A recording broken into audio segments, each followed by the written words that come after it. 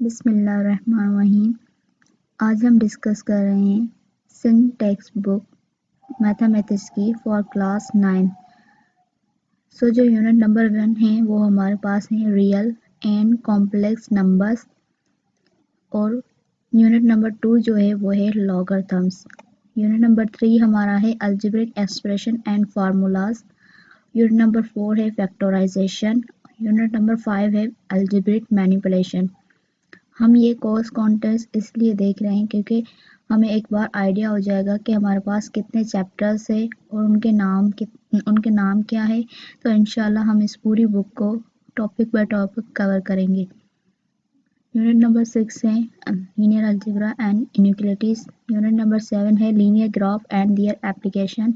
और unit number 8 है quadratic equation. Unit number 9 है कॉन्ग्रुएंट ट्रायंगल्स।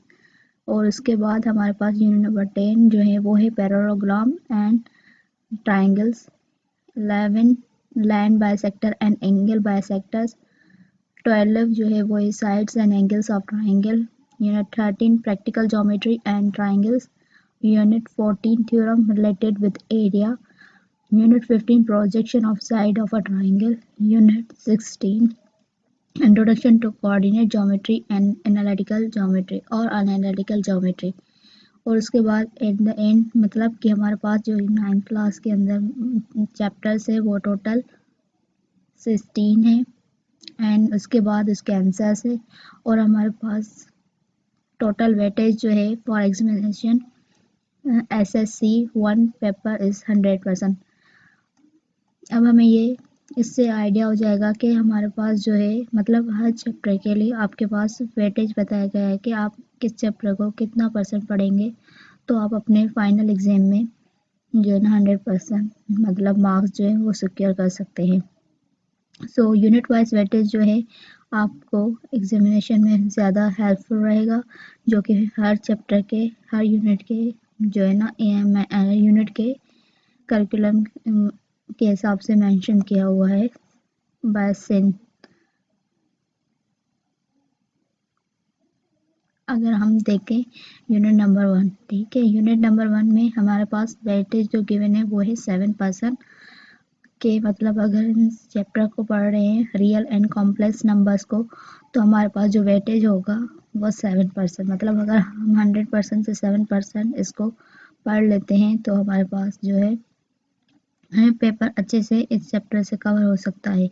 उसके बाद इसकी लर्निंग आउटकम्स लिखी हुई है कि अगर हम इस चैप्टर को रियल एंड कॉम्प्लेक्स नंबर को कंप्लीट पढ़ लेते हैं तो हम कौन सी आउटपुट मतलब हासिल कर सकते हैं।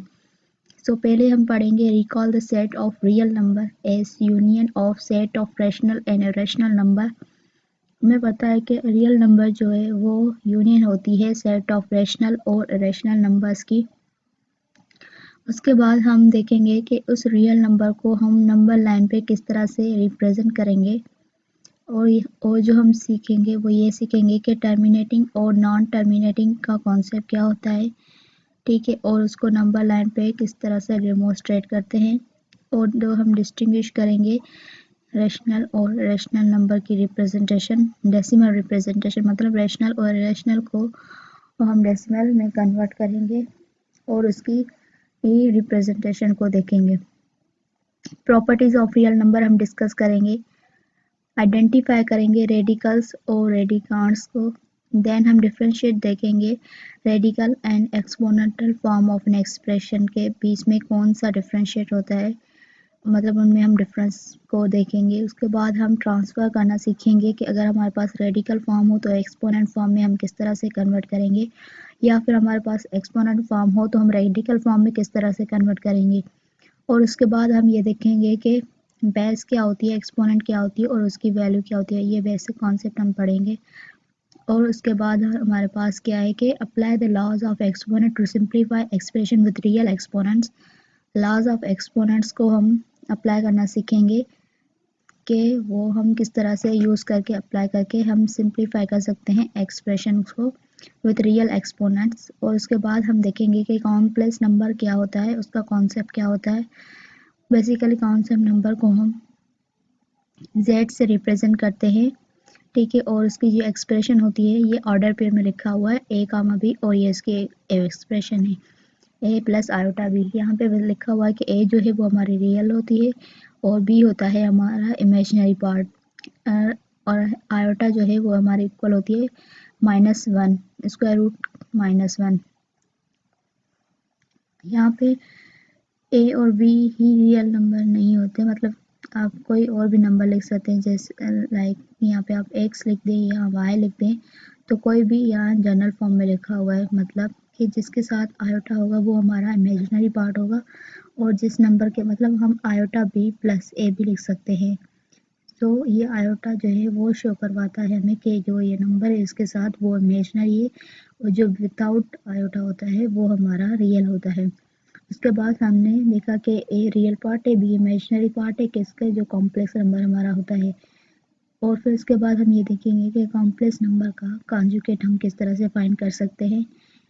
कुछ इक्वलिटीज, ये कंडीशन ऑफ इक्वलिटी होगी कॉम्प्लेक्स नंबर की, हम वो भी डिस्कस कर लेंगे। और देन जो बेसिक ऑपरेशन होते हैं जस्ट लाइक एडिशन, जो बेसिक ऑपरेशन होते हैं जो कि हमें पता है, addition, subtraction, multiplication and division, ठीक है, उनको हम कॉम्प्लेक्स नंबर पे किस तरह से कैरी आउट कर सकते हैं वो हम देखेंगे। तो ये हमारी सारी लर्निंग आउटकम होगी चैप्टर नंबर 1 में से, जो कि रियल एंड कॉम्प्लेक्स नंबर हैं।